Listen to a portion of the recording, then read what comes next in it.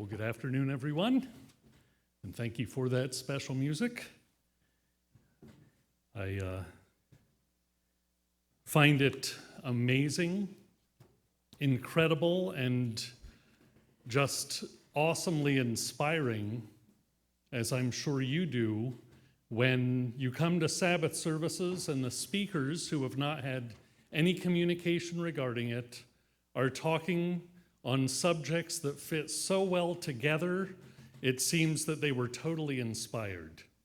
That didn't happen at all today, but when it has, I've just found it amazing. Actually, they do go together in a very awesome way. My wife and I just returned from Camp Chattahoochee last week. Our daughter, Brianna, is still at Camp Strong Rock, and she'll be returning tomorrow. At least that's what she promised to do. We had an awesome time. We had an incredible time working with the preteens there and also the staff, many of whom were parents who were even more interested in the kids and their involvement than we could be in that regard, and it was just wonderful to see. Some of us as staff would get together at night, and we'd be reminiscing about different experiences we had had at camp in our backgrounds as both staff and some of us as campers as well, going back to our childhood days. And also we were reminiscing about our history in the church and different things that we had done, different responsibilities. Some of us were in college together and were remembering different things that had transpired back in those days.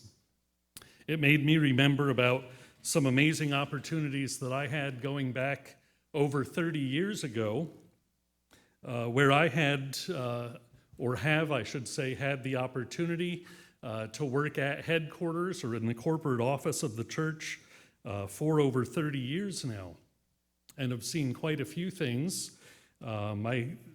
including some of the projects that I was working, interacting with Mr. Herbert Armstrong, which was very inspiring to see, and also working for and interacting with those that were considered quite high-ranking in the church back then on a day-to-day basis. And during that time, I was working with, for and around evangelists, department heads, regional directors, regional pastors, and on down the line. And through those over 30 years, that gave me the opportunity to see different leadership styles, personalities, attitudes, not discounting my own either, integrity, and character.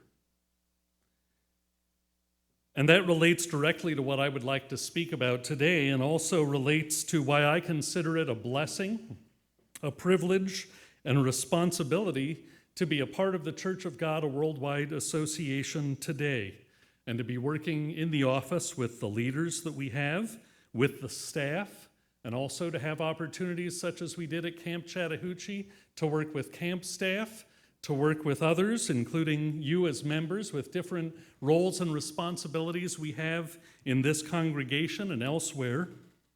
And that is an opportunity, again, that I have today that is very meaningful to me, and my experience has made it stand out even more recently. Today, I would like us to take a look at an individual that we may have not heard about that much or might not be that interested. We may have heard certain things about him. In fact, he's sometimes described as not much of a man at all, but more of a wimpy kind of guy who didn't really realize his potential and more or less sat on the sidelines. If you went back and looked for a list of heroes in the Bible, his name probably wouldn't be on it.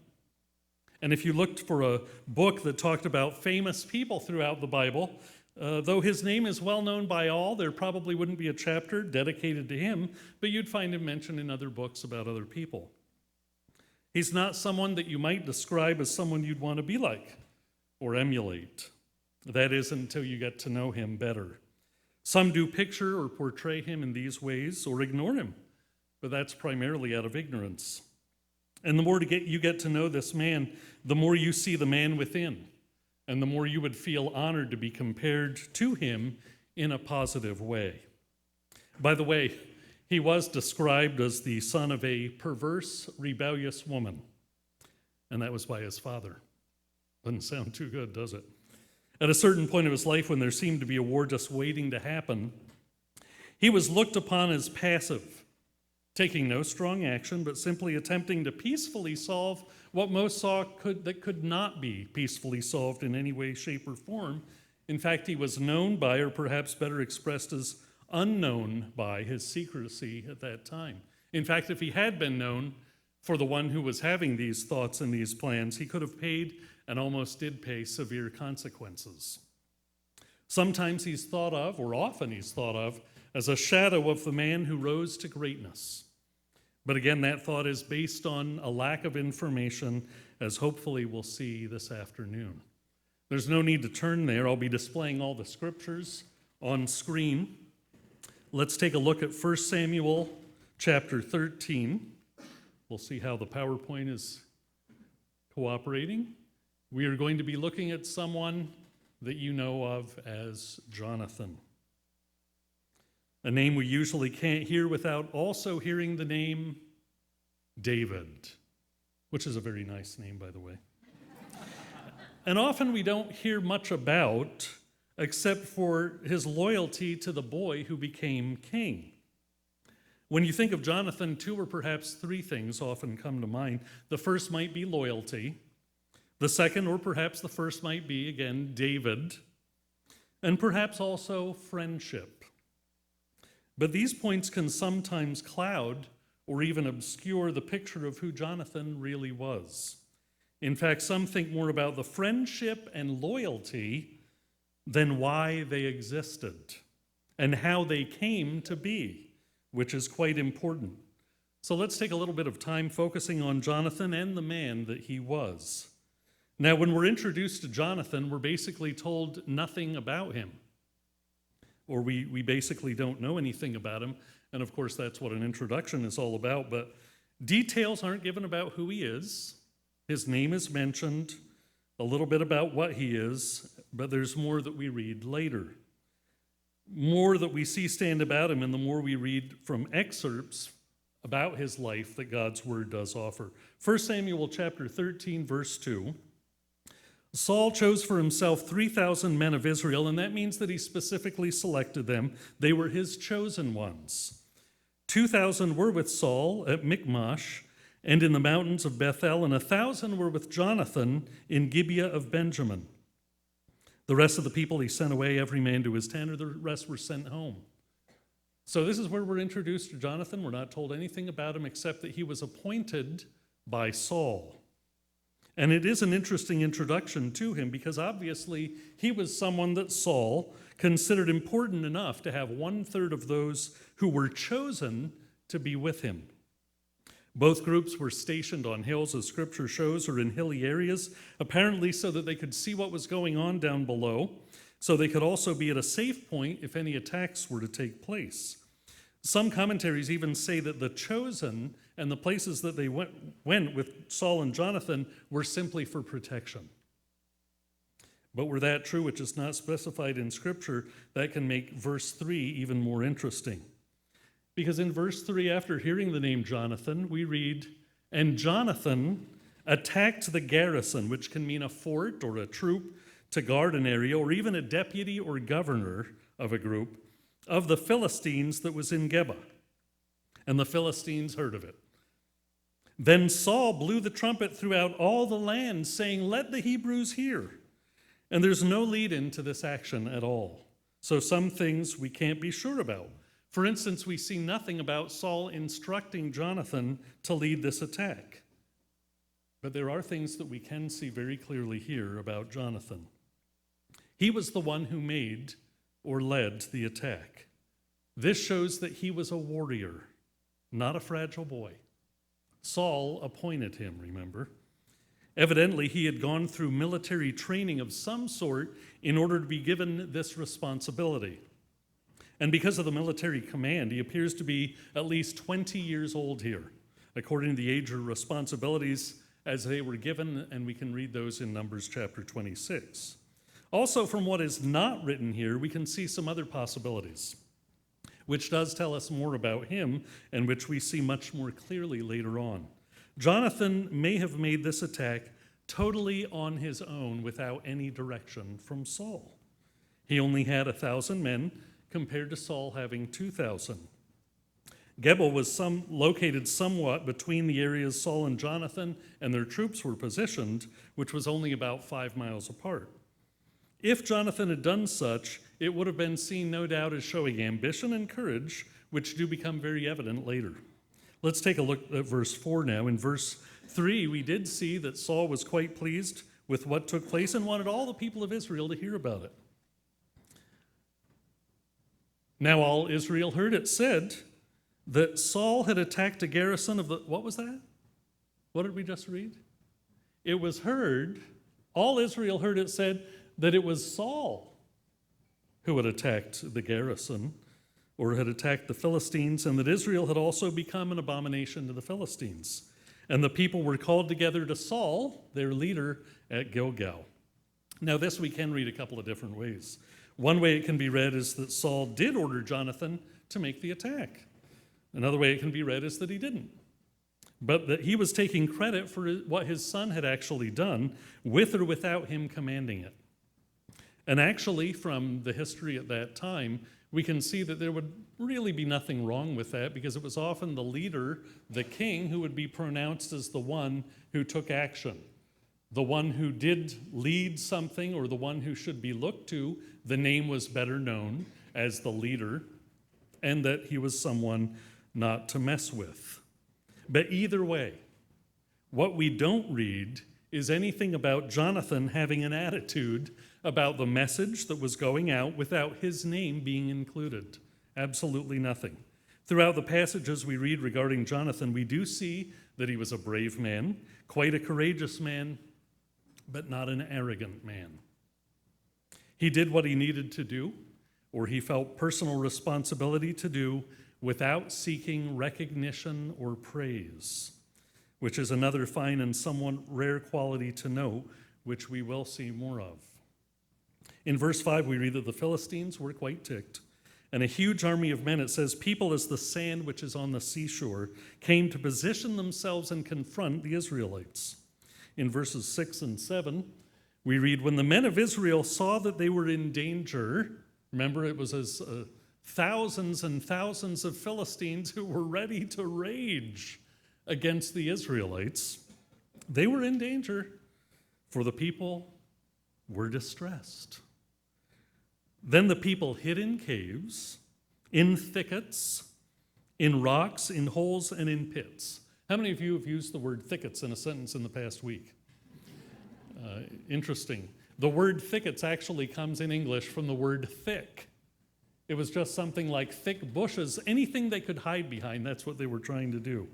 And some of the Hebrews, verse 7, crossed over the Jordan to the land of Gad and Gilead. As for Saul, he was still in Gilgal, and all the people followed him, trembling. It was not a comfortable environment at all. They didn't have anywhere else to go, but definitely wished they could be somewhere else where these Philistines would not be a threat. In verse 16, we're actually informed that Jonathan was the son of Saul. That's the first time it's mentioned. And that the Philistines were putting together their battle plan. We also see in verse 22 that only Saul and Jonathan actually had a sword or a spear. The other thousands only had farming tools, because they were not a battling people.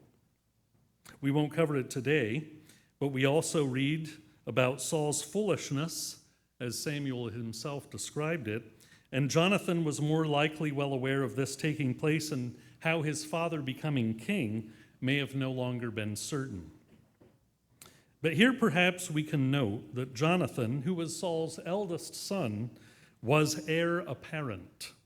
He was next in line to be king, though perhaps it now became questionable in his mind. We really don't know. In chapter 14, we read more about Jonathan, about his bravery, courage, boldness, and also his trust in God, which really stood out. Again, the Philistines were planning an attack. Many of Saul's army were now in hiding or were following him, trembling, understandably, along the way. Jonathan obviously had a different frame of mind than all of the rest. In verse 1, Now it happened one day that Jonathan, the son of Saul, said to the young man who bore his armor, "Come, let us go over to the Philistines' garrison that's on the other side." But he didn't tell his father. Whoops! Why didn't he tell his father? Was that an oversight? Probably not. From what is shown in the verses that follow, what God decided to have included in his word. Saul had already shown himself to be doing things without considering their importance in the eyes of God. His judgment had already shown itself to be poor.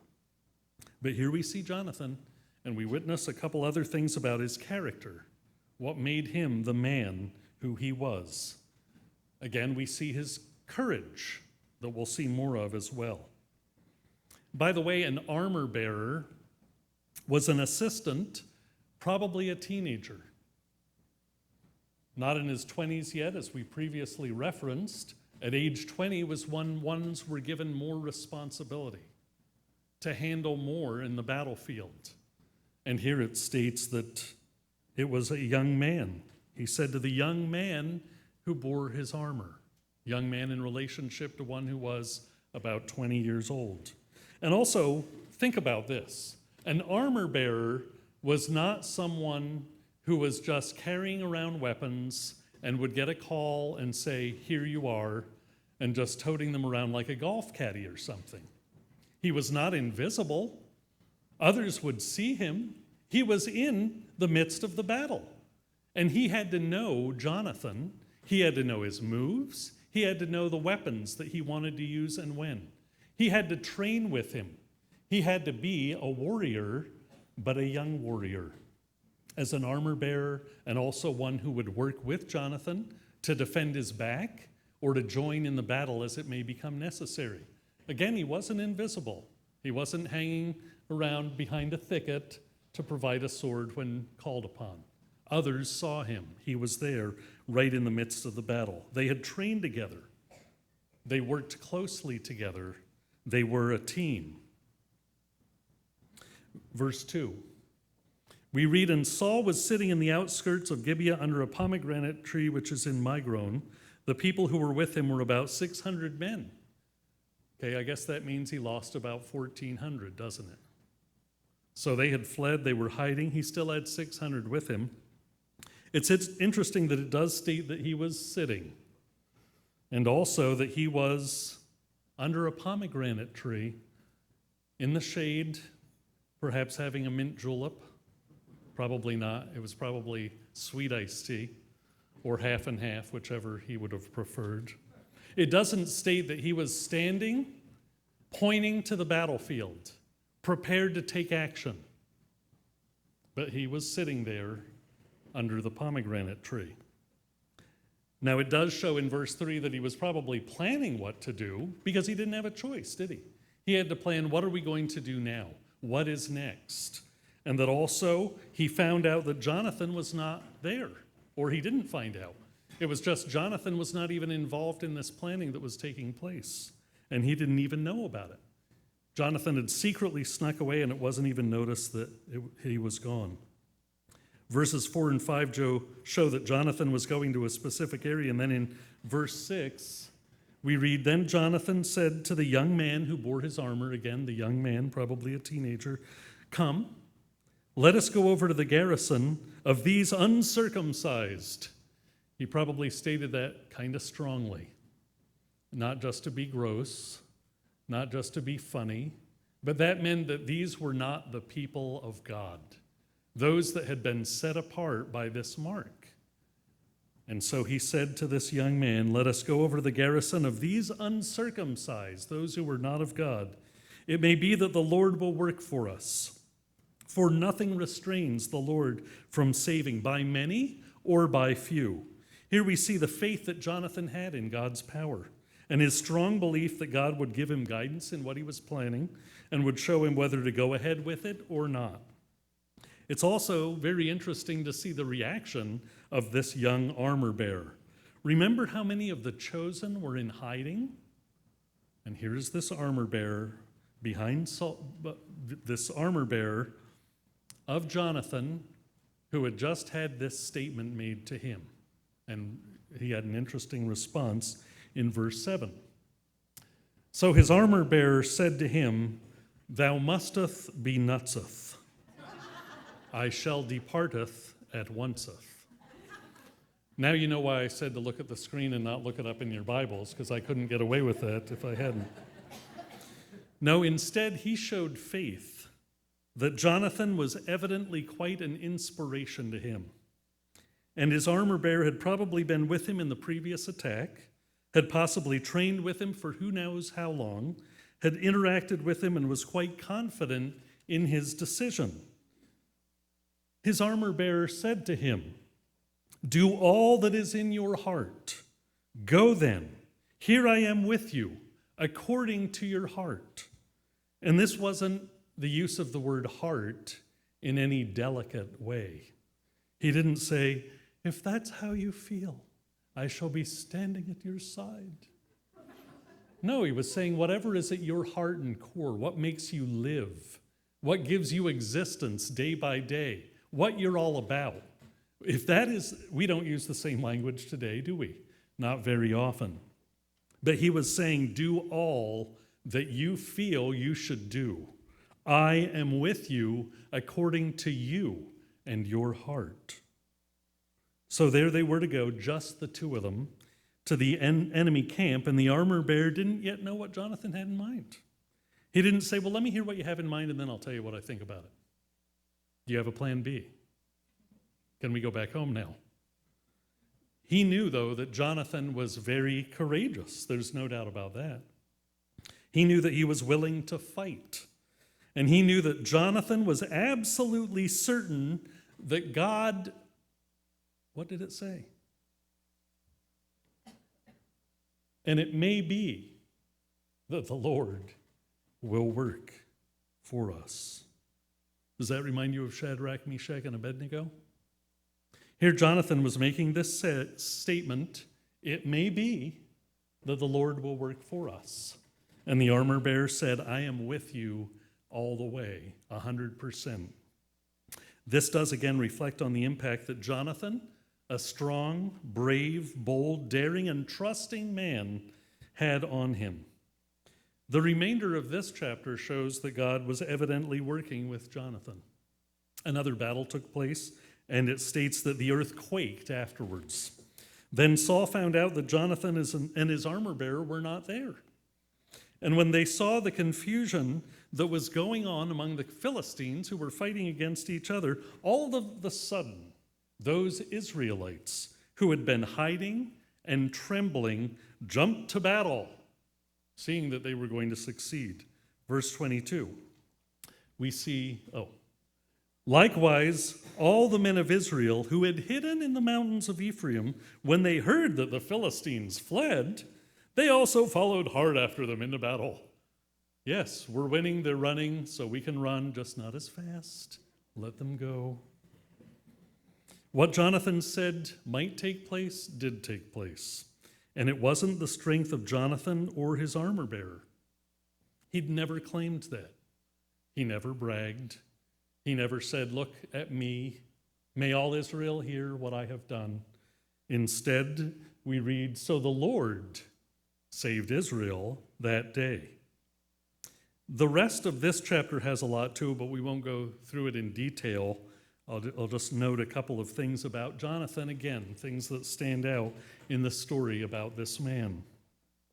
Saul, his father, the king, the commander-in-chief, had declared a fast upon the army, who had just finished the battle, chasing the enemy. They were no doubt tired and hungry. And Saul declared a fast and declared a curse on anyone who would break the fast. That means, if you eat, you shall die. That was the curse. And as the troops went into the forest, picture this scene, honey was actually dripping from the trees. Thank you very much. But they knew if we eat of it, we will die. Oh, that smells good. Oh, did you see that? Oh, don't look at it. And they were faithful to that because they knew how serious the curse was. And it was even more of a trial for them as they went through this forest. Now, Jonathan had not been in the vicinity when the command was given, and he didn't know anything about it, and well, he ate some honey. And as soon as he did, he got a burst of energy. He was feeling very good. Then one of the people told him about the curse, and it wasn't just by the way, your dad said there's a curse on this, so you're probably going to die. No, he had to tell him very seriously, because it was a curse that, did it apply to Jonathan? Wasn't it something Saul could have said, well, you didn't hear about it, so no big deal, I'll let you off. No, this was a proclamation that was made publicly. It was made to all the men of the army. It was one that was known and would have become known even more if any exceptions were made to Jonathan, the son of the king. Imagine yourself being Jonathan, having broken this command and being given leniency. How would you look and feel in the eyes of the other warriors? How would you feel among the fellow Israelites? And how would Saul look among the Israelites? And how would he look among other nations? As a king who declared a command and a curse and then let his son go just because it was the right thing to do. He would have been embarrassed.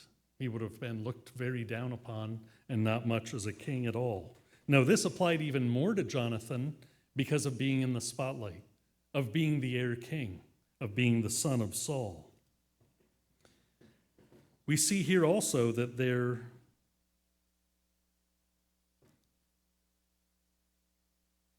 was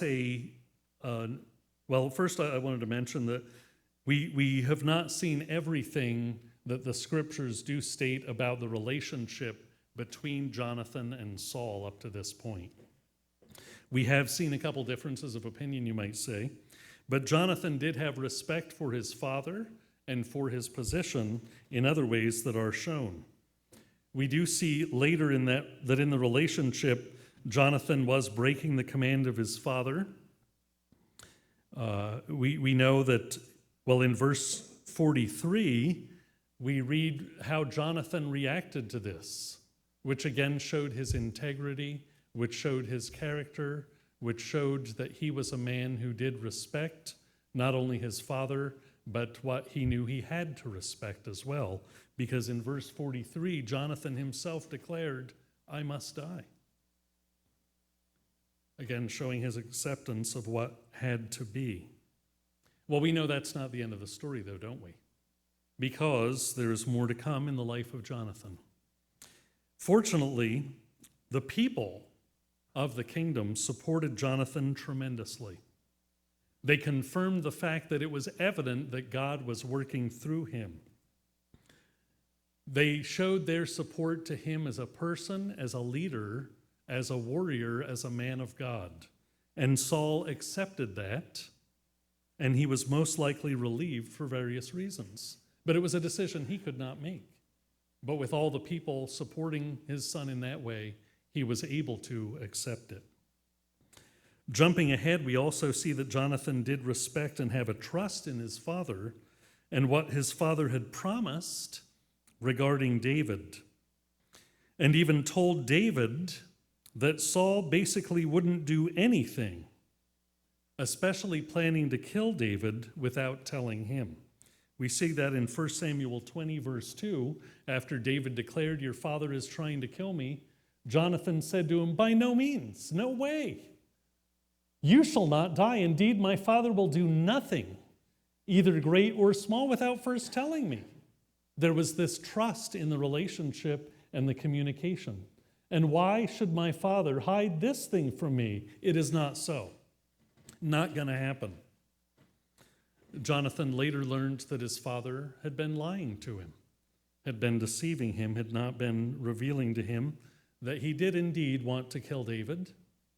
And in fact, Saul once tried to kill his son, Jonathan, and criticized him incredibly.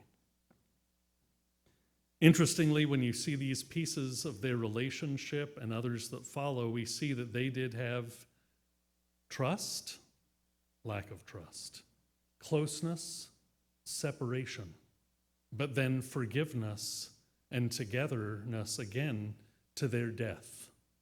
In fact, Jonathan died almost at his father's right-hand side in battle, and David praised them both together in 2 Samuel 1:23, according to the Hebrew, in their lives, even in their death, they were not divided. So there was a close bond that was reformed, reshaped after all these things had taken place.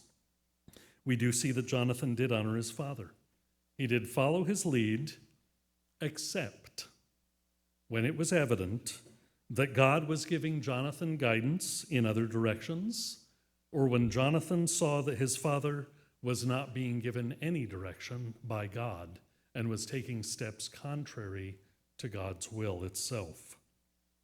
Sometimes things are written in the Bible, even if only a few words, that can add a lot to our understanding or our interest in what was going on. For the next 3 chapters, though, of 1 Samuel, Jonathan actually vanished from the scene. So instead of some of these words that we've read that have given us hopefully a clearer picture of Jonathan, we see nothing about him. Nothing at all. I'm going to talk to him about that in the millennium. Ask him what was going on. No mention is made of him until after David steps forward and kills Goliath. Where was he? What was he doing? What was he all about? But Jonathan had shown his faith, his courage, and his willingness to take action against more than one before. So again, where was he? We don't know. But surely he knew what was happening with Goliath, at least immediately after God, through David, killed him. 1 Samuel 18, verse 1, "Now when he had finished speaking to Saul, the soul of Jonathan was knit to the soul of David, and Jonathan loved him as his own soul." Again, that sounds more like language we don't use. But what it is basically saying is that they were so close together, they were definitely BFF, right? That they were knit together. The Soncino commentary states that the expression was knit was an expressive phrase for the inseparable union between two persons in the bond of love. And that is the same Hebrew word that is used of the love for Jacob and of Jacob for Benjamin. So it was a family closeness, or even surpassing a family closeness, where they felt as soulmates, as best friends forever. And again, why do you think that was? We might think about friendship, we might think about loyalty, but why? Why did it exist? How did it come to be? Did David impress Jonathan? No doubt. But he also felt a common bond with him. Jonathan felt a common bond with David that I think we can identify based on the scriptures we've already read as if they were almost the same person. They had had the faith, they had had the courage.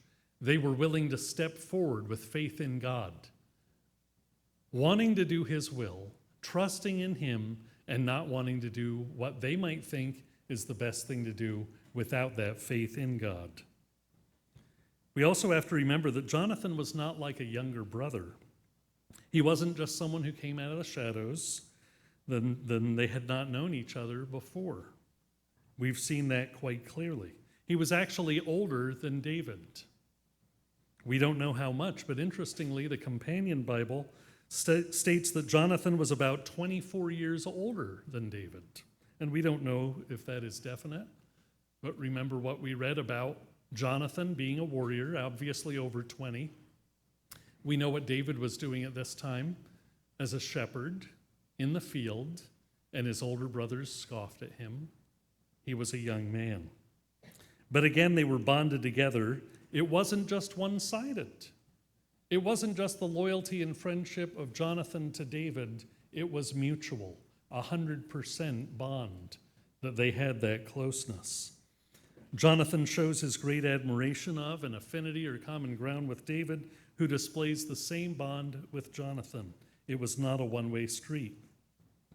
Another amazing characteristic of Jonathan is seen in the next few verses.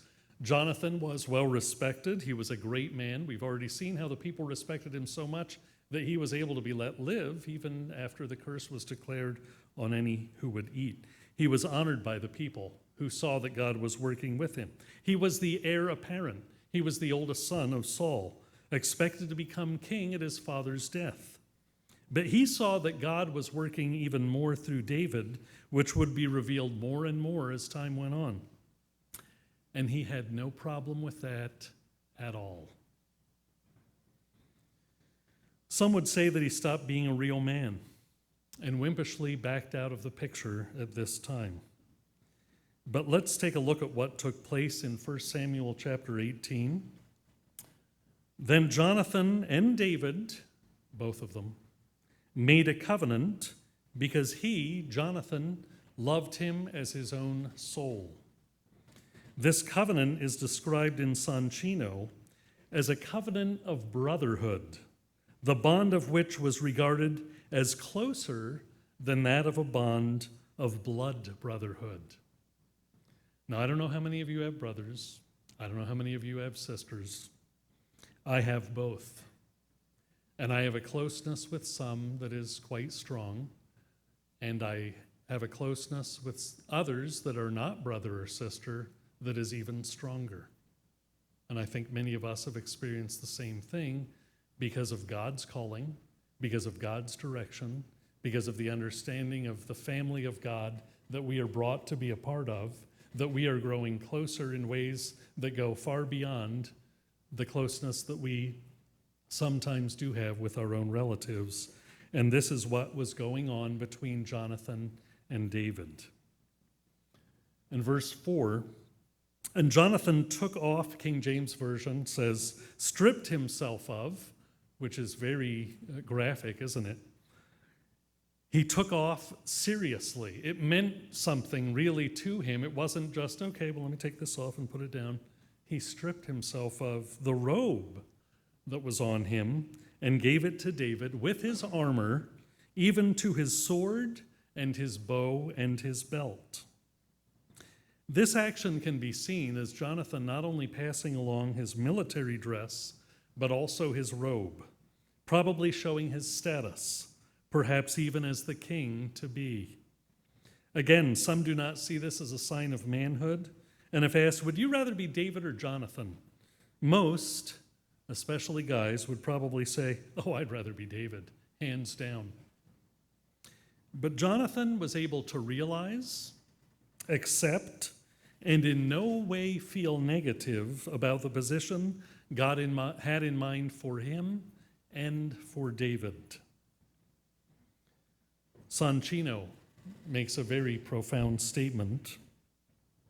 By all the rules of human nature, Jonathan should have envied and hated David. Isn't that interesting? Yet he had such great respect for him, seeing what God had in mind for him, not being jealous, not being arrogant, not being negative towards David, but instead supporting him, honoring him, and wanting what was to be according to God's will to be for him and for David. I think some of you might see more why I relate this topic to where I am right now after my experience through the years at headquarters and at the corporate offices of the church, and what I have seen by those who were in leadership positions and those who were removed from them or who were not in leadership positions, and the frame of mind, the attitude, the integrity, and the character that I see around me each and every day. And I'm very happy to see and hope to grow and learn from more and more as time goes on. In Jonathan, we see no jealousy, no envy, no hatred for the one who was going to take his place, whom he stated he would be with in a supportive role when David would become king. And there's certainly no lesser of a man in that, by any means, and is more a willingness to serve as God sees fitting than as one might want to serve or lead. Again, knowing that God is working with all of us for an incredible purpose in his coming kingdom. God is working with us as we work with him and as we work with each other. And we may have different responsibilities, and we may not have different responsibilities. And we may change responsibilities. All as God is helping us to learn, to grow, and to develop individually and collectively in his way, seeking to follow those that God has placed in the positions that he does, seeking to please God as we develop the character to become leaders in the way he wants us to be in the kingdom to come. Interestingly, even Saul appears that he could stir Jonathan by envy.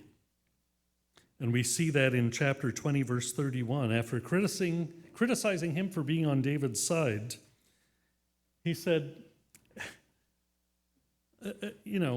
Jonathan, wake up and smell the coffee. Open your eyes, kid. What's the matter with you? As long as the son of Jesse lives on the earth, you won't be established. You're not going to be anybody, nor your kingdom.